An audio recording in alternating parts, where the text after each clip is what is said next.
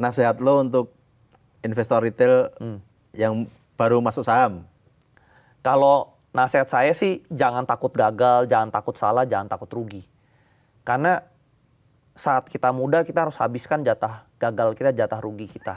Baru kita bisa sukses. Gitu loh. Jadi jangan takut salah, jangan takut salah. Yang naik pasti ada turunnya. Tapi yang turun nggak bakal selamanya dia turun, pasti dia balik lagi naik. Gitu loh. Jadi naik turun di kehidupan tuh normal. Gitu.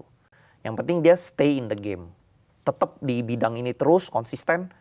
Pasti ada saatnya dia hit, dia menang, dia untung besar. Kalau lo sendiri nih, dari masa lalu terus sekarang, udah yakin nih, pasar saham ini dunia saya gitu? Iya, dari 2020 saya udah merasa yakin ini bidang paling nikmat di dunia lah. Jam kerjanya fleksibel, waktunya banyak, lagi jalan-jalan juga duitnya tetap menghasilkan, dapat dividen, dapat capital gain.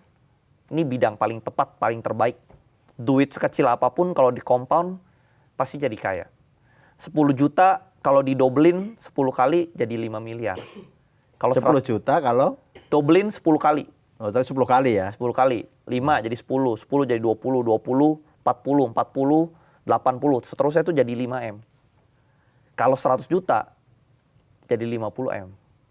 Tapi kan nggak mudah juga bro. Nggak mudah. Dobelin 10 kali itu kan nggak mudah ya? Itu balik ke skillnya. Yeah. Kalau misalnya kita cuma bisa untungnya 40% setahun, itu berarti setiap 3 tahun uang kita tuh double.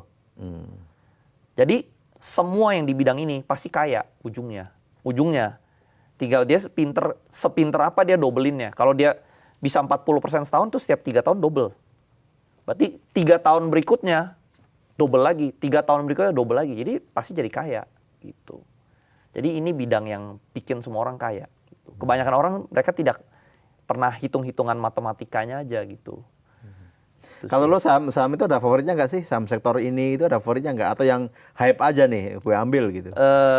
Saya ada favorit. Saya favoritnya tuh industri-industri yang besar. Kayak misalnya keuangan, finance, pertambangan, yang jumbo-jumbo. Itu balik ke nasihat orang tua saya dulu. Gitu loh. Lu kalau mau bisnis, cari bisnis yang gede. Jangan ngincer bisnis yang kecil. Karena satu hari itu 24 jam. Lu kerja bisnis gede sama bisnis kecil, capeknya sama, hasilnya beda. Gitu. Jadi selalu ngincer yang gede. Nah sama juga di saham gitu loh. Kita ngincernya industri yang gede. Karena industri yang gede bisa menghasilkan uangnya tuh gulungannya lebih besar. Dividennya juga lebih besar.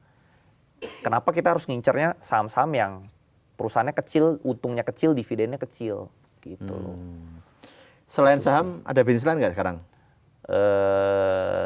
Saya udah memutuskan saya mau jadi investor. Saham? Enggak saham atau di real. Jadi di real juga saya ada invest properti ada. Terus saya sewa-sewain. Ada juga invest di bisnis-bisnis teman-teman ya. Lapangan pedal juga ada gitu. Ikut hype aja iseng-iseng gitu. Lapangan pedal juga ya? Ada gitu sih.